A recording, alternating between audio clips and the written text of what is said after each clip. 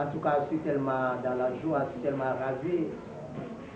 Et surtout pour ce dimanche, et pour proclamer l'évangile. Car, bien aimé, ce que nous sommes aujourd'hui, ça c'est le fruit de sa grâce et sa bonté.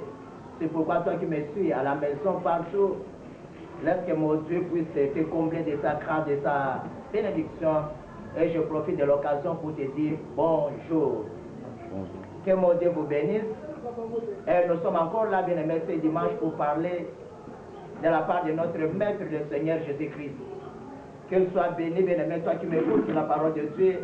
Je crois que Dieu te bénisse, que Dieu te fasse grâce, que ton écoute, que ton entendement spirituel, bien aimé, soit dispo pour écouter sa parole. Amen. Amen. Amen. Merci beaucoup, prions.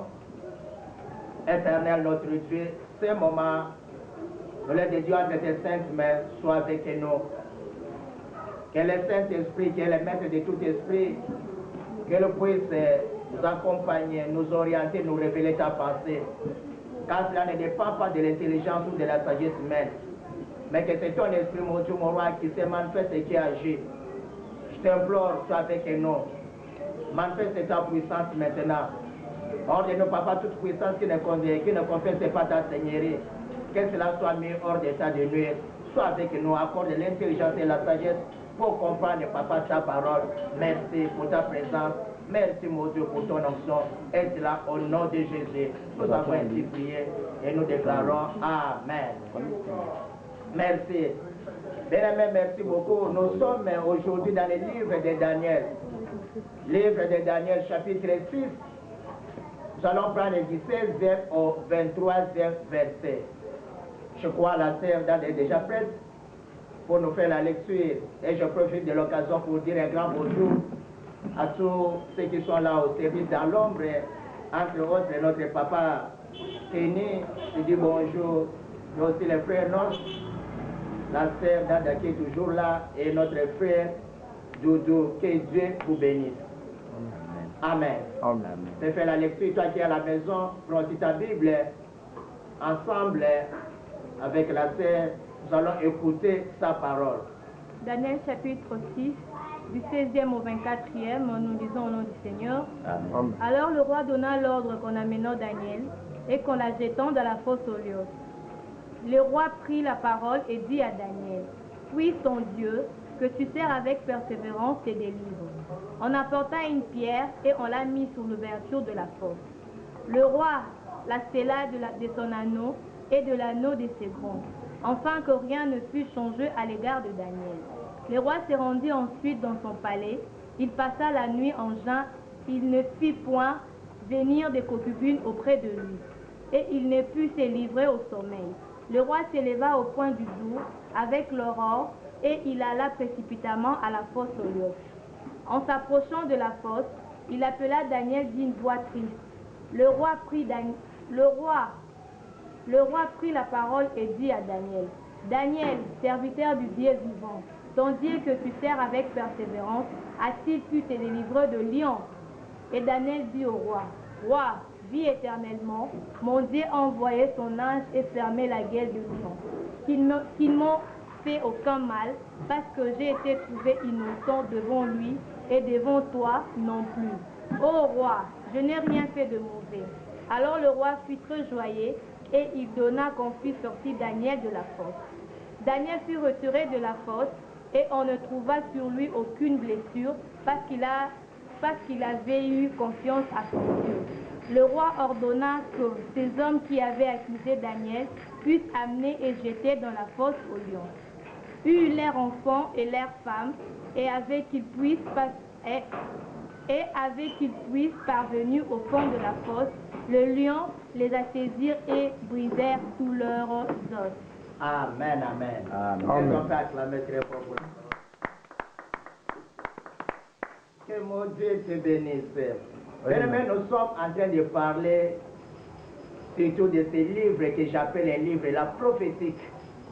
Les livres bien-aimés qui dessinent un temps de révélation qui a beaucoup parlé à ce qui concerne ces temps de la fin.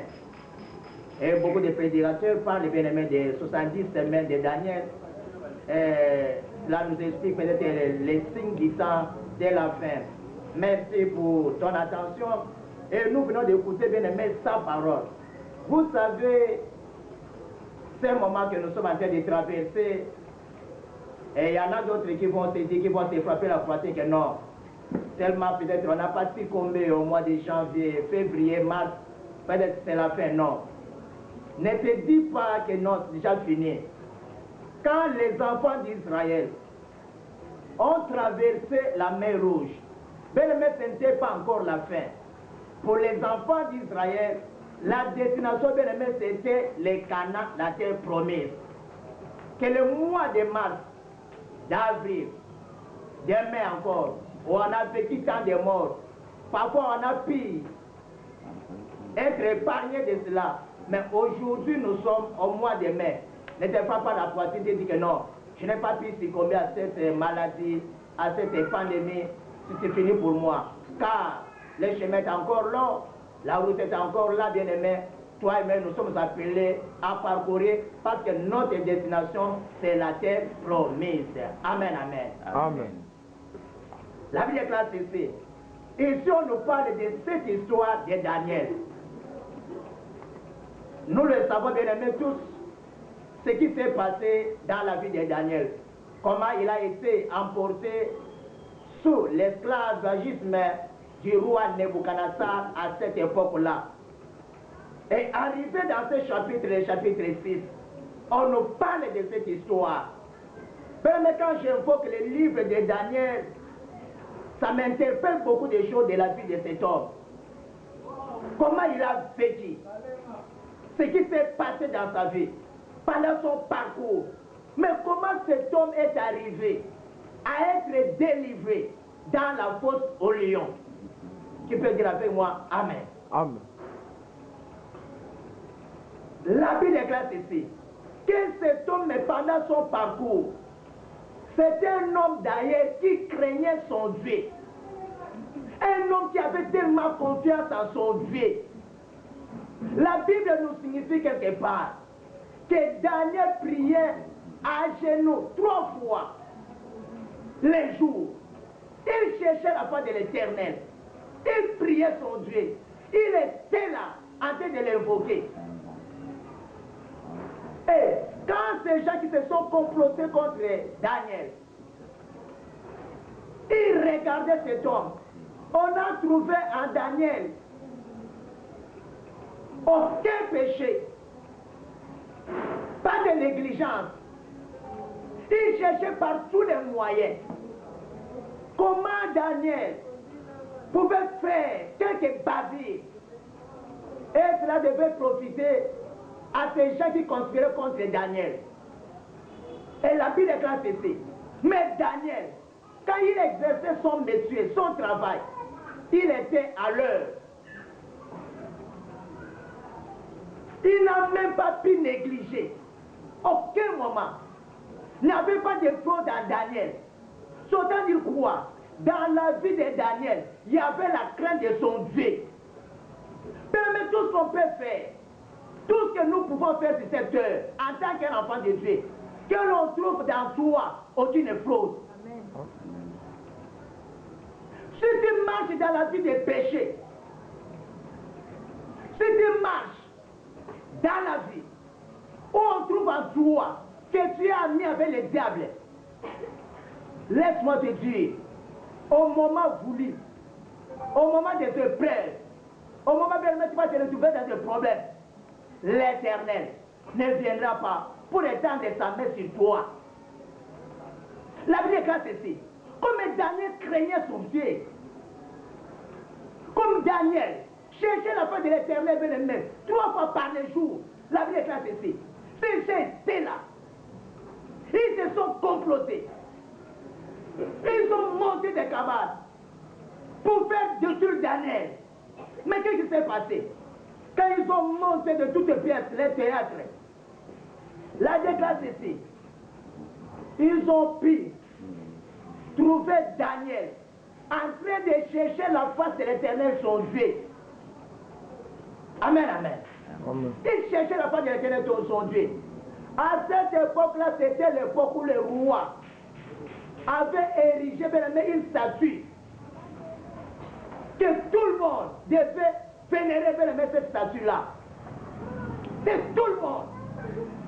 Si la personne n'arrivait pas à se mettre à genoux, à chercher, à vénérer cette statue bien-aimée, on devait le mettre en mort. Amen, amen. Amen. La vie est c'est ici. Ces jours-là sont arrivés dans la maison où habitait Daniel. Daniel cherchait la face de l'Éternel comme d'habitude. C'est pourquoi dans notre vie, la chose la plus importante, où il faut qu'on soumanga inayo, où il faut qu'on kango la biso, même ceux qui n'a qu'à sa vie nayo, et ça n'a vie à prière à ma carte, que les diables ne veulent pas, ton Dieu, à ko kango la yo kaka, ton Dieu te délivrera. Ah, oyazo kanga zaba pambola yo. Amen. Ils ont mis la main sur Daniel. Daniel, on t'a eu. Parce qu'il y avait déjà une loi. C'est combien de ces derniers temps. Cette époque que nous sommes en train de traverser, de vivre. Le monde de ténèbres. Par tous les moyens. Vous savez, Mikoloyo. Soki basuba bank zokane bazabanga liwa. Alléluia. Amen. Basuba so banga liwa. Omoni ba mesure nyonso barrière ba chili biso. C'est tout le monde qui cherche. N'est pas respecté en gros. Parce qu'il y a la maladie. Il y a le Covid-19. Il y a la pandémie qui est là. Parce que nous ne sommes pas respectés en gros. N'est pas ce ma boque. Comment peut-être qu'on soit marqué au chat? C'est tout le monde qui arrive à respecter cela au moins. Mais ceux qui m'ont Nzambé, tous ça mais les bateaux belés, les lots. Mais les bateaux belés, parce n'a pas bien aimé, ça m'a agréé à vous. Mais ceux qui sont là comme Moukil, parce que tous, ma plus forte les soins en Zambé. Et Daniel respectait les lois de l'Éternel. Il craignait son Dieu. Comme il venait les prendre dans sa maison, la vérité c'est ça.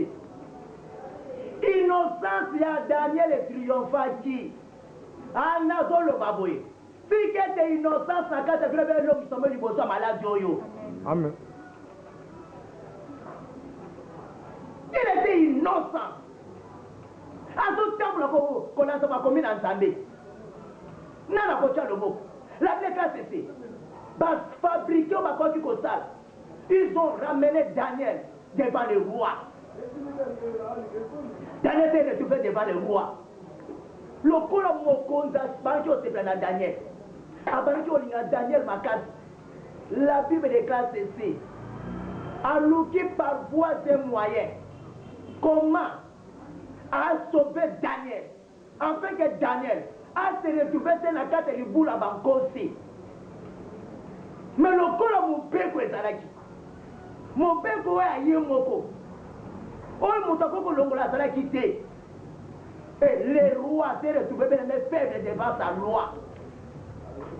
Parce que c'était un décret roi bien-aimé. Oh, moi, je vais vous longola Zalaki. Moi, je vais approcher à Zalaki. Et comme il était en ainsi, la Bible déclare ceci. Bakamati Daniel. Oh, j'aime ça. Baki ko bois cahier. Et puis le gars va boire cahier dans la carte bien aimé les boules. Il y a une cause. Daniel était là. Le roi Azangi Pongi. Il n'a pas pu. Il y a ko benga bien aimé. Ba concubine. A se divertir et s'en quitter. Et tellement il y a que Daniel a monté manaye. Ben mettre là il y a tu as des amas c'est la canayo. Amen. C'est des amas c'est la catafi. Amen. Dans Balola c'est la canayo. Amen amen. Amen. Le col ensemble c'est pelaki. azomona Daniel na mosala balaki kosala la Bible ntango bazobwaka Daniel na kati ya libula bankose nzambe azalaka ya Dieu qui existe nzambe azolo azalaka la Bible ntango azokita na kati ya libula bankose akiti mpe na kimia afandi esika moko na bankose. La Bible déclare ceci. Bankosi bazomona Daniel. Bazomona lokola moninga na bango. Bazokobela meko sima Daniel te kolia Daniel te kokata ye te. Mais likambo na ngai eza kuna te. Bible lobi se roi na tongo alamuki. N'est-ce pas? Ntango kokende a vérifier soki moto ya balaki kosala nzambe wana akokute ndambu akute biteni azoloba boye Daniel que ton Dieu que toi tu sais avec persévérance t'as pu te délivrer de la fosse au lion si que tu peux le mettre attendre mon peuple sur les cas mais nzambo yo salelaka papa nanga nzambo salelaka mama nanga si que tata na mon peuple malade yo que ce Dieu là le Dieu de la Bible le Dieu d'Abraham le Dieu d'Isaac le Dieu de Jacob akangola bela na mon peuple yo amen amen akangola libota na yo nazo déclarer akangola bana na yo akanga mobali na yo Bible lobi ton Dieu que toi tu sers avec persévérance.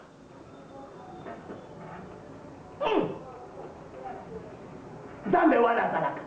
Yes. Les roues étaient tellement surpris le matin. Dans Azo Kende, Azo Bénéla Daniel, pensant que la personne de main serait déjà morte. Bakataye. Même sous Kande, Nzambe o Daniel a baraki ko salaka azala bongoy. Amen. Nzambe wana azali. Oye Bible me na kati ya bia mutu. Somo zo tambola. Kolansama makomi na Nzambe. Sur la parole de ton Dieu. Ozo to sango. Ata bele me ba conspirer contre yo. Ton Dieu se lèvera. Amen. Ata na musala wana. Nazo loba yango. Ata ba sangani bele ko ba longolo na poste wana. Fike te nzambo yo bondi la kabela me a kangola yo. Amen. Même dans ces quartiers là où tu habites. Même dans ta famille, parmi tes condisciples, tes amis, tes collègues, qui se confrontent contre toi, la Bible déclare ceci.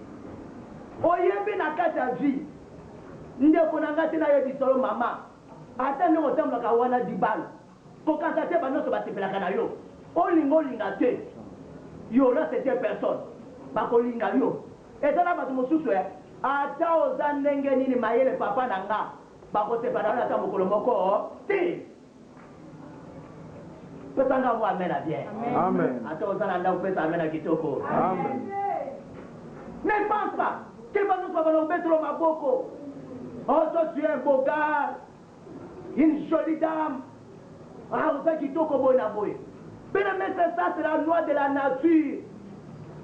Mais si quelqu'un n'a pas le le monde des ténèbres est sangané pour mettre à terre la population, le peuple. Maintenant, nous sommes de la carte. Même à table, la carte à malade, nous avons la côté de la Mokolomoko. Et le coup de Daniel, c'est son Dieu. Azon Lukanzambe, abonné la Kanzambe. Son Dieu n'a pas permis que Daniel, banco si va aller, n'a pas déclaré encore dans son lelo. Ah, si tu es banco si yo, son azo kamata banco, son azo le malade de ronger mon kilo yo. N'a pas mon cause de mes et dans le club de mon père ma bé. Après cette maladie, il y aura encore une autre maladie. Non, mais il y a besoin d'an. Attends mon peuple koya de gauche à droite. Attends mon wane koya. Si tu as tel maliboso andaku na yo, atele manalibosa na yo, atele manakata musala wana, ataba kobongisa balongo na yo, que ton Dieu soit la belle mais pour la défendre yo. Oya pesa même ça na lola pambola ye. Amen. Soko za wana belle mais bete lanza bino mabuga kitoko. Amen, amen. Amen. Si on a yébita yo, et ça n'a pas comme sur la carte de la vie boye. Pour te battre moutili, pas comme la mitema, nous avons assalé la yo. Si Dieu n'arrive pas à se manifester dans ta vie, nana condimenta dans nos. Nana condimenta na yo. N'aura personne. La vie déclare ceci. Tant que vous voulez mettre mon compte, il y a un bouc. Amoni makambo nzamba Daniel asali. Alobi ça c'est du jamais vu. Ah si que tu n'as pas nzamba sala makambo connaît que la bateau. Amen. Si que tu as noyo. Attends mon pépo yo. Ngana so déclarer ango. Ata ba musuba ko koya. Menanga una yo je t'en prie. Loboko na nzambe sembolama. Amen. Si que tu veux mener mon pépo malade. Attends, il continue à casser un zoto là. Nous avons à télémaquiller. À cette époque-là, dans la vie de Daniel, à Zumi Nokobanko, c'est à Kandiango. Si tu as vu guerre à Lyon, à Kandiango, que ces dieux-là s'élèvent, ah, nous avons déclaré. Ceux qui battent, qui ont la liste à Colombie, mais à nous, si tu as un homme, tellement Kanga, Minokonabango. C'est Dieu existe. Ah, je mérite de dire, c'est Dieu existe, ça m'a Zalaka. Les dieux de la Bible, les dieux véritables, où a télémarqué, n'a qu'à d'abord moi Daniel, mais maintenant mon peuple, où mon cultiste, où même ma pétition, ma marabout, je ne sais pas ma sorcier, ce qui appartient vers les mains, dans le monde satanique, pas sangani, pour mettre les mains à terre à chaos, le monde a tué, c'est que tu es en Wana, à tellement mon pantin à yo, ceux qui nous ont battu dans mon pantin, la victoire sera certaine. Amen. Ah, nous avons déclaré. Amen. La vie notre volonté dans Zambé Salema. Amen. Dans le biango, que dans ta vie, que c'est la volonté d'Elohim. Il y a un écho qui s'amène. Amen. Le sang amène à bien. Amen. Basta moi amène qu'on les voit. Amen. Quand on a fait ça, mais c'est un zambo à Kangola qui Daniel. Ate on a fait à Kangola yo. Amen. Ana mo pepe wana Kangola yo. Na maladi wana Kangola yo. Amen. Bele mena bangutuma wana so bako na ba pièce na bako tira tenzamba longisa yo. Amen. Et quand le roi a moni ma Kangoyo, et qu'il a dit que est-ce que ma Kangoyo est comme Salema. Bele mena so tatulango. Si que tenzamba sala biso makamusu so masela kata vina yo. Oye côté fait que non nzambe no ya za beaucoup faté. Que ton Dieu est vivant. Que nzambe na Kangola ka biki saka longi saka. Ce Dieu n'a pas changé. Maman nanga, makamusu na kata vina biso nous sommes pas appelés. Ya ko vivre le kola bande kono nyonso. Ngana zo déclarer na kata vina yo. Soki bino nyonso bozala ka ndenge moko. Si que nzambe akosa différence ka solo yo za mise à part. Amen. Mais pour mon Nzamba comme akosa na kata vina yo, dans toi, il faut pas voir la vie de mettre des craintes de son Dieu. La vie des craintes de l'Éternel. Banga Nzambe. C'est la vie à Massou. C'est la vie aux hommes menés. C'est la makamosa laka. Et c'est ça honore ton Dieu. Le locobé de ton local, Nzamba Daniel c'est les langa. Mais Daniel a semblé qu'il n'a pas Nzambe. Dans lui, il y avait la crainte de son Dieu. Mais Yonanga, c'est la vie de ton Tamousanango. Mais si c'est, ton autre interpellation en matière à Oyo, à dater d'aujourd'hui, doit vie à crainte dans Nzambe, pensons qu'on a qu'à vie là yo. Que l'on trouve dans soi l'identité permet d'un enfant de Dieu. Ah, c'est bon, nyonso. Bazo tambola, lokola Daniel, pe baza basi, pe mibali ya losambo. C'est que c'est Nzamba longi sabilo na bituma wana nyonso.